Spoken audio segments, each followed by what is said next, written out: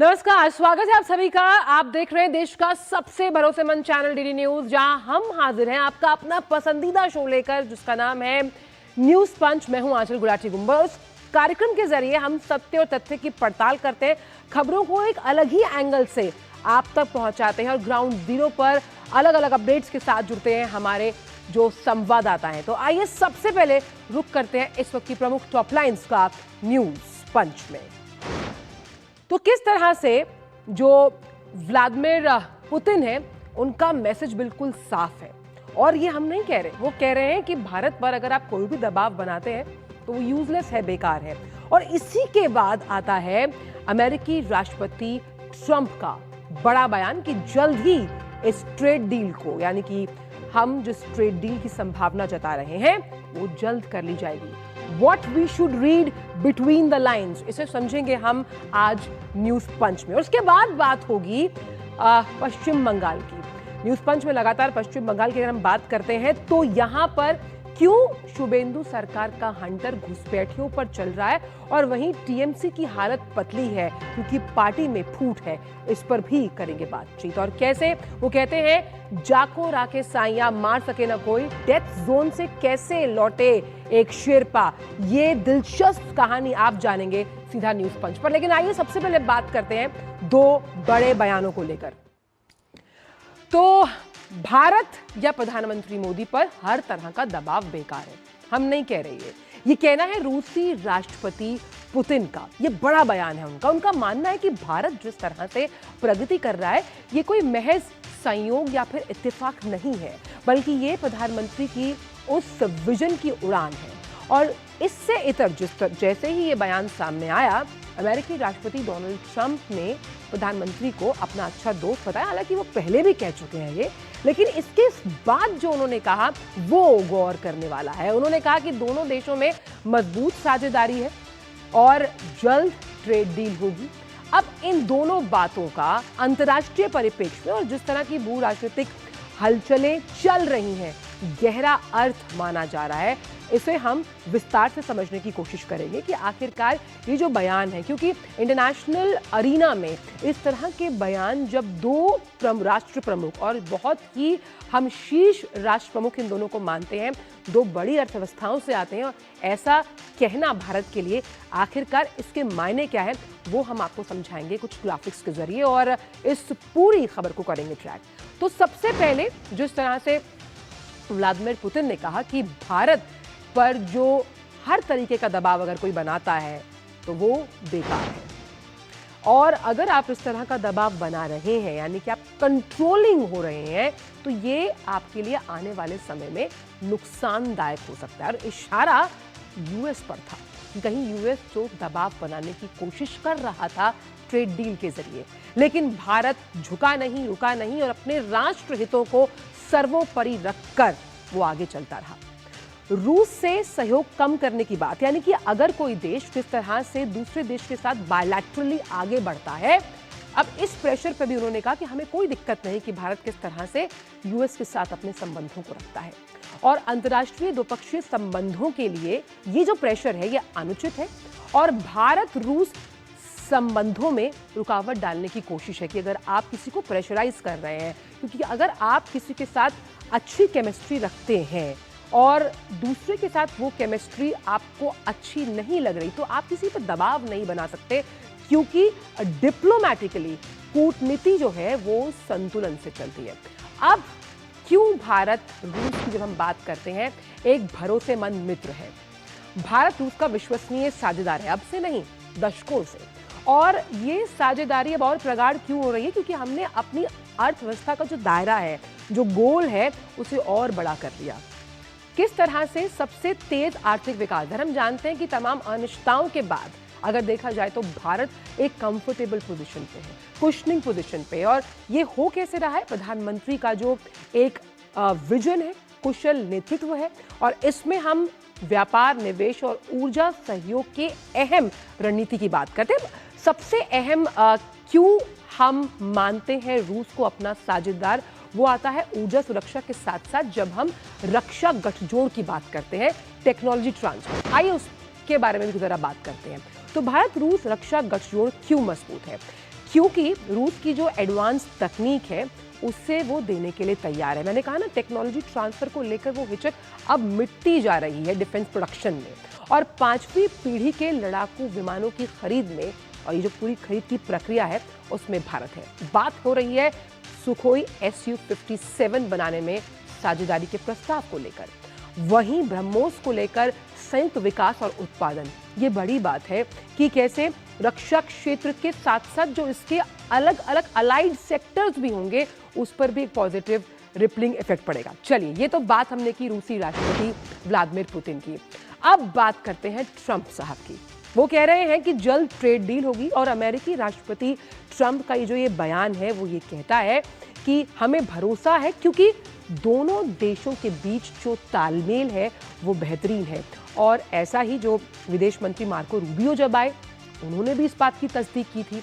और कैसे प्रधानमंत्री की जो नीति है उस पर बहुत विश्वास है जब हम बात करते हैं अमेरिकी राष्ट्रपति ट्रंप की, और साथ ही साथ किस विजन को लेकर जब प्रधानमंत्री आगे चलते हैं उसी विजन के कायल व्लादिमीर पुतिन भी हैं। वो कहते हैं ना कि अगर आपकी सोच का दायरा एक जैसा होता है तो आप उन्हीं साझा हितों को आगे लेकर चलते हैं। तो आखिरकार किस तरह से वैश्विक गुरु की जब हम बात करते हैं प्रधानमंत्री को लेकर, और ये हमने कमाया है, जैसे कि जो बात कह रहे हैं अमेरिकी राष्ट्रपति, ये यूं ही नहीं कही जाती। हमने इसे कमाया है। हमने कमाया क्यों? हमने किसी की आवाज को नहीं दबाया, हमने सबकी आवाज को सुना, और इन सभी आवाजों को सुनते हुए हम आगे चले हैं। प्रखर मुखर आवाज ग्लोबल साउथ की। इसके साथ अब जो प्रधानमंत्री मोदी हैं, क्यों उनके कायल हैं इस तरह से तमाम राष्ट्र प्रमुख, आइए वो भी आपको बताते हैं। तो भारत प्रमुख तेजी से बढ़ती हुई अर्थव्यवस्था है, ये लगातार हम कह रहे हैं, और प्रधानमंत्री का जो कुशल नेतृत्व है वो इस बात की तस्दीक करता है। और किस तरह से हमने कई अलग अलग अगर हम देखें मोर्चों पर दोनों ही राष्ट्र प्रमुखों ने भारत को अपना अहम साझेदार बताया, भरोसेमंद दोस्त बताया, और ये भी बताया कि जब हम निवेश के लिए एक पर्टिकुलर गंतव्य यानी कि उस उभरते हुए बाजार से ज्यादा जवाबदेह और विश्वसनीयता की बात करते हैं तो ये कहाँ मिलता है? ये होता है भारत में। और ये ट्रेड डील के लिहाज से अमेरिका की जब हम बात करते हैं तो बहुत सटीक बैठता है। और अब जब रक्षा उत्पादन में भी हम रूस के साथ कदम से कदम मिलाकर चल रहे हैं और $100 अरब तक ले जाने की बात हम कर रहे हैं अपनी आर्थिक व्यवस्था को। अब इसी बड़ी खबर पर एक टेक लेते हैं। अखिलेश सुमन इस वक्त जुड़ गए हैं हमारे साथ, आइए सीधे उनसे बात करते हैं। अखिलेश, ने सुबह भी इस पर चर्चा की, लेकिन अब मैं आपसे ये समझना चाहती हूँ कि सबसे पहले जब रूसी राष्ट्रपति पुतिन ने कहा कि कोई भी दबाव भारत पर बनाना बेकार है, उसके तुरंत बाद अमेरिकी राष्ट्रपति का ट्रेड डील पर यह पॉजिटिव बयान आना अंतर्राष्ट्रीय परिप्रेक्ष्य में किस तरह का संदेश देता हुआ नजर आता है? देखिए, दोनों एडवर्सोरियल पावर हैं, रूस और अमेरिका, दोनों के बीच में ज़्यादातर समय पे टकराव होता रहा है। और ऐसे में अगर दोनों की तरफ से एक साथ एक बयान आता है कि भारत को दबाया नहीं जा सकता, प्रधानमंत्री नरेंद्र मोदी पर दबाव नहीं बनाया जा सकता, तो निश्चित तौर पे ये माना जाता है इस तरह की राजनीति में कि ये माना जाता है कि आपकी स्वतंत्र विदेश नीति है, और इसी स्वतंत्र विदेश नीति की वजह से आप जो है हर देश से एक रचनात्मक संपर्क का संबंध बनाए रखने चाहते हैं। और इसी वजह से दोनों देश जो है, दोनों जो कह सकते हैं टकराव वाले देश हैं, वो दोनों आपकी तारीफ करते हैं। तो अगर हम देखें राष्ट्रपति पुतिन की बात, तो राष्ट्रपति पुतिन ने कहा कि भारत जो है नरेंद्र मोदी पर दबाव नहीं बनाया जा सकता, भारत एक तेजी से बढ़ती हुई अर्थव्यवस्था है और रूस भारत को सहयोग के साथ सहयोग को लगातार करता रहेगा। तो ये मतलब ये है कि एक जियोपॉलिटिकल जो स्थिति है पूरी दुनिया की, इस जियोपॉलिटिकल स्थिति में वो एक संदेश देना चाहते हैं कि पश्चिमी दुनिया या अमेरिका यह न सोचे कि भारत जो है दबाव बढ़ाने से भारत रूस विरोधी हो जाएगा या भारत और रूस के संबंध जो है उसमें तिक्तता आ जाएगी। क्योंकि भारत की जो एक पूरी जो विदेश नीति का आधार है, वह आधार है अभी सबसे मिलजुल कर रहना, ऑल अलाइंड। और ऑल अलाइंड में भारत के हितों को सर्वोपरि मानना, और इसमें जिस देश से भी संबंध बेहतर बनाना हो, जिस तरीके से हमारी सुरक्षा हो, ऊर्जा सुरक्षा हो, हमारी आर्थिक सुरक्षा हो, हमारी ट्रेड की सुरक्षा हो, इसके लिए हम संबंध बनाते हैं रूस से। तो इस मायने में रूस के पुतिन के बयान को आप देख सकते हैं। दूसरी तरफ अगर डोनाल्ड ट्रंप के बयान को देखें तो डोनाल्ड ट्रंप का बयान एक ऐसी स्थिति में है जब डोनाल्ड ट्रंप खुद ही ईरान और के साथ फंसे हुए हैं। एक तरीके से स्टेट ऑफ हॉर्मुज उनकी लड़ाई की वजह से क्लोज है और इसमें पूरी दुनिया का दबाव उन पर है और उन्हें एक जीत का एक मील का पत्थर दिखाना है कि भारत के साथ ट्रेड डील हो गया। हालांकि बीच में उन्होंने भारत पर तरह तरह की टैरिफ भी थोपने के प्रयास किए और भारत की तरफ से सारे उकसावेबाजी वाले बयान के बावजूद भारत ने एक सतत विदेश नीति के तहत एक सुदृढ़ और सुगढ़ और कह सकते हैं मैच्योर्ड फॉरेन पॉलिसी के तहत वो अपनी स्थिति को बनाए रखे और इसीलिए आज डोनाल्ड ट्रंप यह स्वीकार करने को तैयार है कि भारत के साथ ट्रेड डील बहुत ही तकरीबन पूरा होने की स्थिति में है और भारत के साथ प्रधानमंत्री नरेंद्र मोदी उनके अच्छे मित्र इसलिए बातें कर रहे हैं। तो एक जो उनको भी दिखाना है कि भारत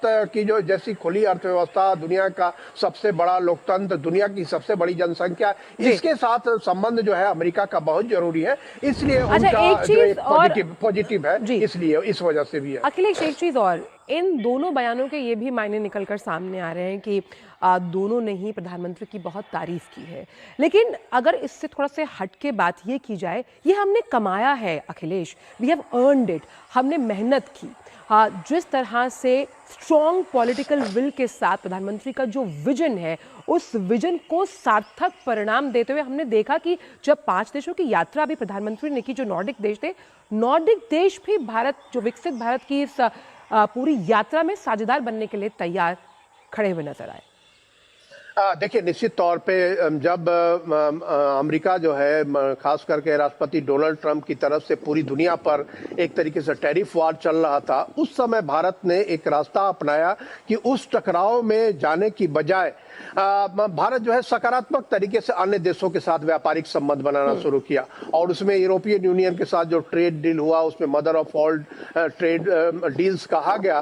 तो यह एक बहुत ही रचनात्मक एक प्रयास रहा भारत का कि जब दुनिया एक तरीके से युद्ध में है, संघर्ष में है, टकराव में है, एक एकाधिकारवादी एक आ रही है स्थितियां, वैसे में भारत जो है सकारात्मक एक संबंध बनाने की ओर बढ़ रहा है और यह निश्चित तौर पे ये अर्न किया जाता है, ये कमाया जाता है, क्योंकि आपकी सोच क्या है? आपकी सोच ये है कि हमको भारत को एक सबल भारत बनाना है, भारत को एक 2037 तक विकसित भारत बनाना है और उस विकसित भारत बनाने में हम टकराव की बजाय हम अगर सहयोग के रास्ते पे चलेंगे तभी वो विकसित भारत का सपना पूरा होगा और वो लक्ष्य पूरा होगा। तो एक आतंकवाद पे एक जीरो टॉलरेंस का रुख रखते हुए भारत की ये स्थिति रही कि भारत हर देशों के साथ संबंध बनाने की बात रही। इस कथन को साबित किया है कि काम इतनी कहते हैं कि मंदी आवाज में करो कि आपकी सफलता जो है वो शोर मचा दे। बहुत बहुत शुक्रिया आपका अखिलेश, इन तमाम जानकारियों को हमसे साझा करने के लिए। वक्त एक ब्रेक का, ब्रेक के उस पार आकर आपको लिए चलेंगे पश्चिम बंगाल। आप जुड़े रहिए न्यूज पंच के साथ। यार कैसे ले पाएंगे घर? नहीं, आज गर्मी बहुत है ना? यस, बहुत ही ज्यादा। पापा, घर खरीदने की planning is not easy. Vini, long term savings का बेस्ट प्लान बताना। LIC protection plus plan. LIC और सेविंग्स? यस, इसमें इंश्योरेंस और फंड्स दोनों में इन्वेस्ट करके गोल्स के हिसाब से सम अश्योर्ड एडजस्ट कर सकते हो। LIC protection plus plan, future insured, growth assured. मेरी पसंद, मेरी पसंद, मेरी पसंद, मेरी पसंद, हमारी पसंद, हम सबकी पसंद। मजबूत देश का मजबूत सरिया हो गया स्टील। ब्रेक के बाद विकास स्वागत और बात पश्चिम बंगाल की, जहां सत्ता परिवर्तन के बाद अवैध बांग्लादेशी अपने आप ही बॉर्डर पार जा रहे हैं। वजह, बंगाल के हकीमपुर बॉर्डर पर काफी भीड़ देखी जा रही है। BSF का कहना है कि इस चेक पोस्ट पर करीब 300 बांग्लादेशियों की भीड़ पहुंची और बायोमेट्रिक सत्यापन के बाद वापसी भेजने की तैयारी है। पश्चिम बंगाल में शुभेंदु अधिकारी के मुख्यमंत्री बनने के बाद से ही राज्य में जो अवैध रूप से रह रहे बांग्लादेशी हैं वो वो लौट रहे हैं और सबसे अहम बात भारत से लौट रहे हैं और सबसे अहम बात यहाँ पर ये है कि जो 3D अप्रोच है उसे अपनाया जा रहा है, इसी पर ज़्यादा जानकारी लेंगे। लेकिन आइए आपको बताएं कि आखिरकार बॉर्डर पर ये कतार क्यों है। बंगाल से अब घुसपैठिए बाहर भाग रहे हैं। ये वो घुसपैठिए हैं जो कभी वहां पर बहुत आराम से रह रहे थे। हकीमपुर बॉर्डर पर लंबी कतारें हैं। बांग्लादेश से जो ये लौट रहे घुसपैठिए, इनकी संख्या 300 के आसपास है। इसमें पुरुष, महिलाएं और बच्चे भी शामिल हैं। इनका बायोमेट्रिक सत्यापन किया जा रहा है और इनकी रवानगी की व्यवस्था भी की जा रही है, क्योंकि सीएम शुभेंदु अधिकारी ने इन्हें कड़ी वार्निंग दी थी। अब आप समझिए कि ये जो तमाम रह रहे थे घुसपैठिए, जो कोई भी योजनाओं का, जो जन कल्याणकारी योजनाएं हुआ करती थी, उनका फायदा इन्हें मिलता था, ना कि उन्हें जो इसके वाकई में हकदार थे। आखिरकार शुभेंदु सरकार एक्शन मोड में किस तरह से है, ये भी आपको बताते हैं। तो एक्शन लगातार विभिन्न राज्यों से जो बॉर्डर में पहुंच रहे बांग्लादेशी हैं, उन्हें पहचानने, हटाने, वापस भेजने, यानी ट्रिपल-D, डिपोर्ट, डिटेन एंड डिटेक्ट। इस नीति को जिला स्तर पर होल्डिंग सेंटर्स जो है वो बनाए गए हैं। साथ ही साथ पुलिस प्रशासन की जांच लगातार जारी है और ये सब कुछ जो है वो कानूनी प्रक्रिया के तहत किया जा रहा है। नागरिकता की पहचान होगी, अगर आप इसकी पुष्टि कर पाते हैं तो आप रहिए पश्चिम बंगाल में, कोई दिक्कत नहीं है। लेकिन अगर आपके पास वैध दस्तावेज नहीं है तो बोरिया बिस्तर टांगे और अपनी वापसी की तैयारी करें। एक तो ये बड़ा मुद्दा है जिस पर हम जानकारी लेंगे, लेकिन बात करेंगे इसके बाद एक और सियासी मुद्दे की। फूट पड़ चुकी है टीएमसी में, और आज टीएमसी की इस बैठक में क्या जो ममता दीदी ने बुलाई है, अब इसमें वो दिखा पाएंगी अपना एका। इस पूरी बैठक पर सभी की निगाहें टिकी हुई हैं। लगातार सिलसिला जारी है, बागी हो रहे हैं उनके अपने नेता, और जो बागी नेता हैं उनका साफ तौर पर यह भी मानना है कि हमें दिक्कत अभिषेक बैनर्जी से है। तो क्या अभिषेक बैनर्जी के मुंह में पार्टी बिल्कुल टूट जाएगी, ये हम देखेंगे। और भी सांसद पार्टी छोड़ सकते हैं, ऐसा रिपोर्ट्स का मानना है, और इसीलिए सुर्खियों में कई सांसदों के नाम है, क्योंकि वो एक तरीके से जिस तरह से पार्टी चलाई जा रही थी उसको लेकर लगातार विरोध के स्वर तो उठ रहे थे, लेकिन अब उन्हें एक मंच मिल गया। अब टीएमसी में फूट के बीच भाजपा लगातार हमलावर बनी हुई है। आइए देखते हैं क्या कहना है भाजपा का। सांसद तो आप छोड़ दीजिए, जो टीएमसी के प्रवक्ता थे वो न्यूज चैनल पे बोल रहे हैं कि हमारे हेडिंग में आप प्रवक्ता मत लिखिए। तो कोई अपने आप को तृणमूल कहलवाना ही नहीं चाह रहा है। अभिषेक बैनर्जी पिटे पब्लिक के हाथों, शाइनी घोष की कोई प्रक्रिया नहीं सुनी हमने। माला राय कहाँ है, यूसुफ पठान कहाँ है, शत्रुघ्न सिन्हा कहाँ है, कीर्ति आजाद कहाँ है। और इन दोनों बड़ी खबरों पर जानकारी के साथ सौरभ दत्ता इस वक्त कोलकाता से जुड़ गए हैं। सौरभ, सबसे पहले हकीमपुर का जिक्र करते हैं। डॉक्यूमेंट्स दो, नहीं तो प्लीज यू गो। साफ तौर पर जो शुभेंदु सरकार है घुसपैठियों को लेकर उनकी दो टूक है, और इसीलिए हम देख रहे हैं कि एक्शन मोड में नजर आ रही है सरकार कि घुसपैठियों की घर वापसी होनी चाहिए। कह दिया कि अब डिपोर्ट का प्रोसेस जारी है, और डिपोर्ट का प्रोसेस जैसे जारी हुआ है, और इस बार बंगाल में जो डबल इंजन की सरकार आई है, वो बीएसएफ के साथ एक कोऑर्डिनेट करके चल रही है। बंगाल की जो पुलिस है वो बीएसएफ के साथ कोऑर्डिनेट करके चल रही है बॉर्डर एरियाज में। तो इसी के चलते हर थाने इलाका में ये बात देखा जा रहा है कि कौन कौन यहाँ पर बांग्लादेशी है, उनका खोज जारी है। जो मकान मालिक है उनको कहा जा रहा है अगर आपके पास ऐसा कोई है, आप जानते हो जिनके कागजात नहीं है, जिसका जो बांग्लादेशी है आप जानते हो, तो अभी उनको जाने के लिए आप कह दो तो कोई कानूनी कार्रवाई नहीं होगा। आप जानते हैं कि गृह मंत्री अमित शाह जी ने भी स्पष्ट कर दिया है, जब उन्होंने धन्यवाद दिया था शुभेंदु सरकार को 45 दिन के अंदर, उन्होंने 45 दिन से पहले ही उन्होंने बीएसएफ को बॉर्डर एरिया के लिए जो लैंड चाहिए था बाढ़ के देने के लिए वो दे दिया। तो तभी उन्होंने कहा था कि अभी भी वो कह रहे हैं कि जो बांग्लादेशी है वो अपने आप चले जाएं, वरना अभी कोई कानूनी कार्रवाई नहीं होगा, लेकिन बाद में कानूनी कार्रवाई का सामना कर सकते हैं।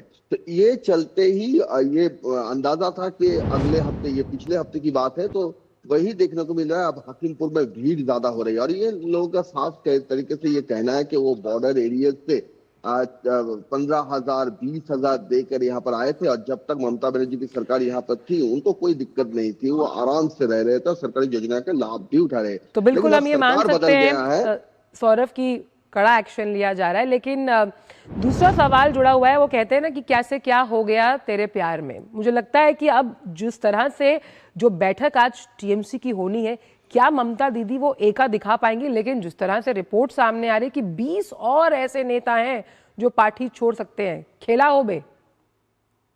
हाँ बिल्कुल, खेला तो हो रहा है बंगाल में। एक पहले तो विधायक चले गए हैं, 60 विधायक बागी हो गए हैं, और 60 विधायक बागी होने के बाद अब सांसद भी काकोली घोष दस्तीदार पहले ही खिलाफ बोलना शुरू कर दिया है। जितने भी पद थे सब पद से वो इस्तीफा दे दिए हैं। बाकी ऐसे बहुत सारे सांसदों का नाम बीजेपी नेता भी गिनवा रहे हैं, टीएमसी के जो बागी विधायक है वो भी गिनवा रहे हैं कि ये लोग कहाँ हैं। जब ममता बनर्जी देख रही कि वो अकेली पड़ गई है, तब उनके पक्ष में बोलने वाला कोई नहीं है, कोई नहीं बोल रहा है। क्यों नहीं बोल रहा है? और तो यही सवाल उठ रहा है कि आने वाला जो बादल अधिवेशन आ रहा है संसद में, उससे पहले ही काफी सारे सांसद भी जो विधायक जिस तरह से बागी हो गए हैं वही ट्रैक पर चलने वाले हैं। और शिकोंडी शेखर राय, काकोली घोष दस्तीदार, वो तो खुले और तरीके से कह रहे हैं कि वो मन से टीएमसी के बाहर हो गए हैं। तो एक तरफ से इसी स्थिति में आज शाम को एक बैठक बुलाया है ममता बनर्जी ने कालीघाट में। सोमवार को वो दिल्ली जा रही है इंडिजोट की बैठक में। तो उससे पहले उन्होंने जो समितियां, जो अपनी पार्टी की जो सारी समितियां तोड़ दिए हैं, उनको लेकर भी आगे चल के उनका क्या स्ट्रेटेजी होगा, क्या रणनीति होगा, इसके लिए वो बैठक है। और इधर बागी विधायक आज संदीपन शाह के घर जा रहा है। कल प्रियंका ठेवड़ेवाल एक विरोध प्रदर्शन। चलिए देखते हैं कि आखिरकार ये बागी जो है वो किस तरह से अब अपनी बात को सामने रखेंगे, और कहीं ना कहीं टीएमसी में जो इतने सालों की अंदरूनी रार थी अब वो खुलकर सामने आ गई है। बहुत बहुत शुक्रिया आपका सौरभ, इन दोनों ही मुद्दों पर अपनी जानकारी हमें इस जानकारी को देने के लिए। और अब बताते हैं एक ऐसे चमत्कार के बारे में। वो कहते हैं ना कि जब भगवान कोई मिरेकल करता है तो उसमें सवाल नहीं होते, और कुछ ऐसा ही हुआ है। एवरेस्ट पर यह चमत्कार हुआ जहां नेपाली गाइड ने मौत को मात दी। ना वहां ऑक्सीजन था, ना खाना, फिर भी वो जिंदा रहे। तो कैसे डेथ जोन से लौटे वो जिंदा, आइए आपको बताते हैं कुछ अच्छे तथ्यों के लिहाज से। तो 6 दिन के बाद जो लापता नेपाली गाइड थे वो वापस मिले जिंदा। हालांकि ना ऊपर उनके पास ऑक्सीजन था, ना खाना, जो तमाम तैयारियों के साथ आप माउंट एवरेस्ट की चढ़ाई करते हैं, फिर भी वो जिंदा बच गए। और 57 वर्षीय शेरपा 30 मई थी उसको लापता हुए थे, और यही गाइड का दावा है कि वो बचे हो। अब ये पूरा हादसा हुआ कैसे, ये आपको बताएं। तो पर्वतरोही के साथ शेरपा लौट रहे थे। कैंप 3 और कैंप 4 के बीच जो फासला है उस वक्त वो वहां लापता हुए फिसलकर गिर गए, जो बर्फ की दरार है उसमें। अब वो कितनी ऊंचाई पर थे आप समझेंगे, 5600 मीटर की ऊंचाई थी जहां ये हादसा हुआ। और 5 दिनों तक लगातार ये तलाशी अभियान जो है वो जारी रहा। सागरमाथा पॉल्यूशन कंट्रोल कमेटी का दावा है कि खुम्बू आइसफॉल के पास एक शख्स की नजर पड़ी और उसे रेस्क्यू कर एयरलिफ्ट कर काठमांडू लाया गया। अब हाथों और पैरों में वहां पर फ्रॉस्ट बाइट की वजह से, ज्यादा ठंड की वजह से स्किन को नुकसान है, लेकिन वो बिल्कुल ठीक थे।